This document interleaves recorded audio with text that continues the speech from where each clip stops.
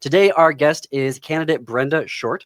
Brenda has worked in the healthcare sector for a number of years, including having roles at Allina Health, Fairview Health, and Park Nicollet.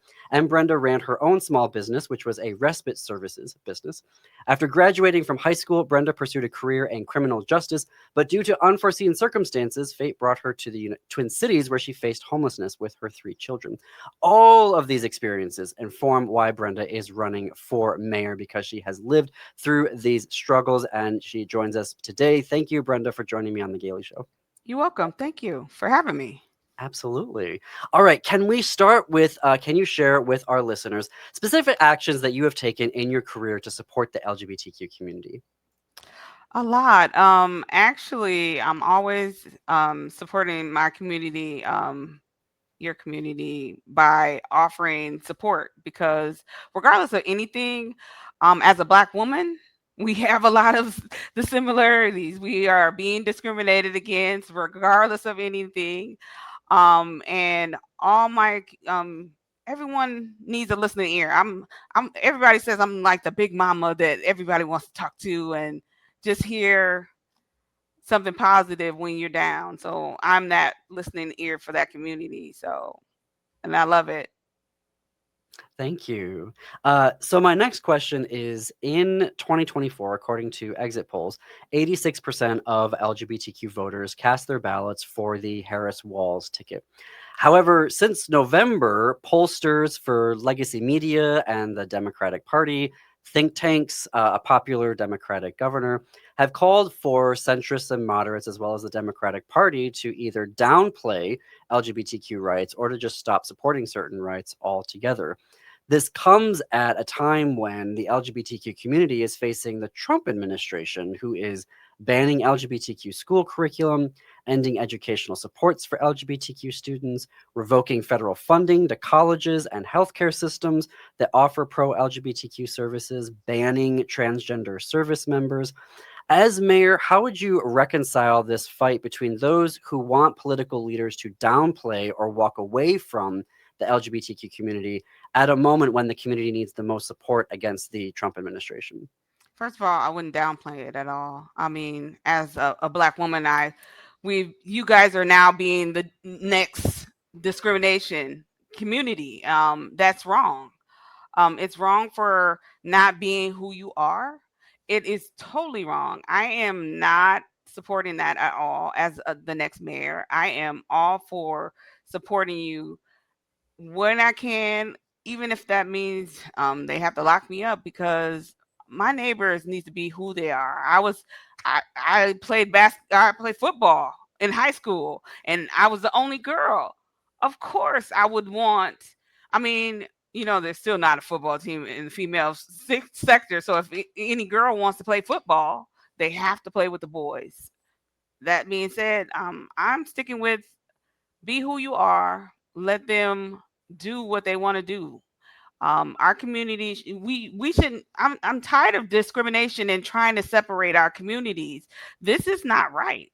Um, we're not different. We're just human, and we know who we are. Um, and it's disappointing, even especially with the Trump administration. You're the Trump administration is so concerned about what somebody else is doing with their body, but he has no problem spending billions of dollars of giving somebody a boob job. What's the difference? There's no difference. There's no difference. What you do with your money and what you do with their body, there's no difference, sir.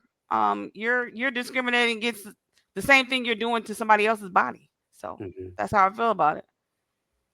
We're talking with Brenda Short, who is candidate for Minneapolis mayor. Early voting is underway. You can find your ballot and polling location at vote.minneapolismn.gov. There you can also find information on how to register to vote. Election day is November 4th. Brenda, our news partner, Windy City Times in Chicago, has discovered that in Chicago, no major hospital provides gender affirming care anymore to trans youth because their federal funding was threatened by the Trump administration.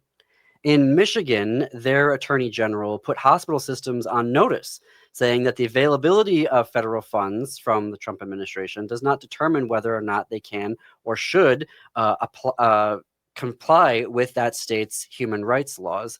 And in Pennsylvania, rather, a complaint was filed by a coalition of trans people claiming that the hospital care systems who stopped providing trans healthcare were violating the Human Rights Commission.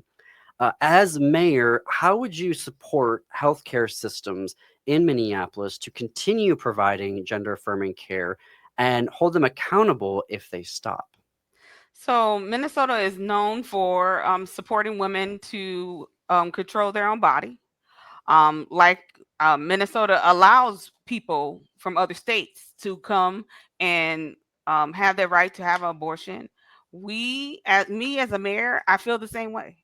I feel that if someone wants to come to Minneapolis and have surgery done, that's their right. I can't stand when people want to choose and dictate someone's life when it's 2025.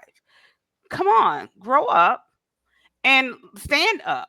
That's what a leader's supposed to do. I stand with you. If that's what you want to do, that's what you want to do. I am not here to say no, don't do it. No, that's your right. Just like it's the right if I want to have another kid. I'm not having another kid. I have enough. But I'm just saying if I accidentally get pregnant, I am not having that baby, and that's my right. And just like I said, it's your right, and I will stand hand in hand, uh, march every day in the streets to make sure that your rights are respected and delivered to our city. We're already, I can't believe how fast this is going. We're already at my final question to you today, which is what specific actions would you take as mayor to stand up to the Trump administration's all of his anti LGBTQ executive orders, which includes using freezing federal funding to force our compliance with all of those executive orders? First of all, we're gonna stop him at the border because if he likes to build walls, I'm gonna build walls here too. Forget that. You guys gotta understand. He is just one man, and he cannot act like this is a dictatorship. I will take him to court just like everybody else would. I would stop anybody at the borders or remove them for our city. You have the right to be here because you already here, but you have the right to live the life you choose to live. And I'm tired of being bullied. And I'm not, I'm one of those people that I love bullies. So I can stand up and stand right. That's how I feel about it. He's just a bully. Thank you for that. No problem. Those are my questions for you today, but we still have a few minutes left in the segment. Would you like to share with our listeners why you're running for Minneapolis mayor? I'm running for mayor because I'm really afraid that my neighbors will no longer afford to live in Minneapolis. As a financial advisor, I know we have so many dead bodies in our city budget.